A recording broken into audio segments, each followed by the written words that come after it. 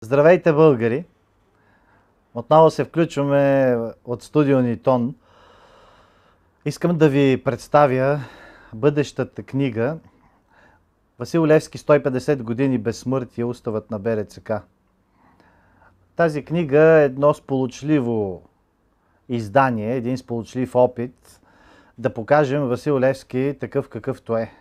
Революционерът, хуманистът, борецът за свобода, равенство и братство.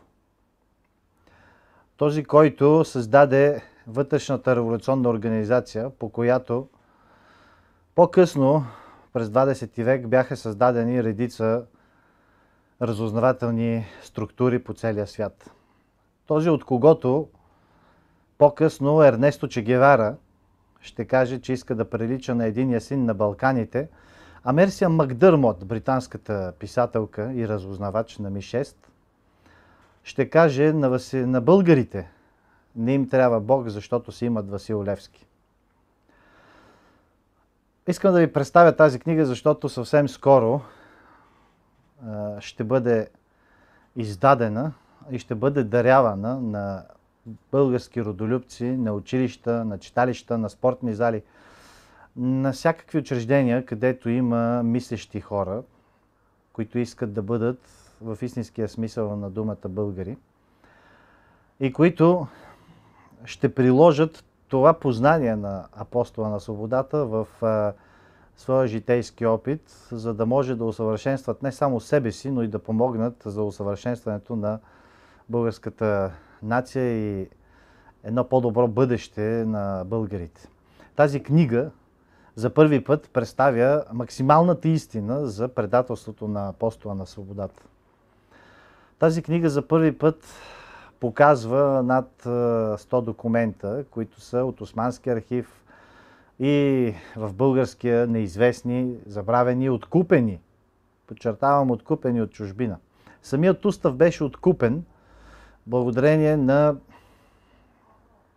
родолюбиви българи, които помагат, за да може да го издадем днес фототипно вътре и да бъде направен един коментар за това каква структура е създал Левски, а именно първата военна конституция, военна структура с разузнаване, контраразузнаване, но и много тежки присъди, в същевременно с много демократични изяви, свързани с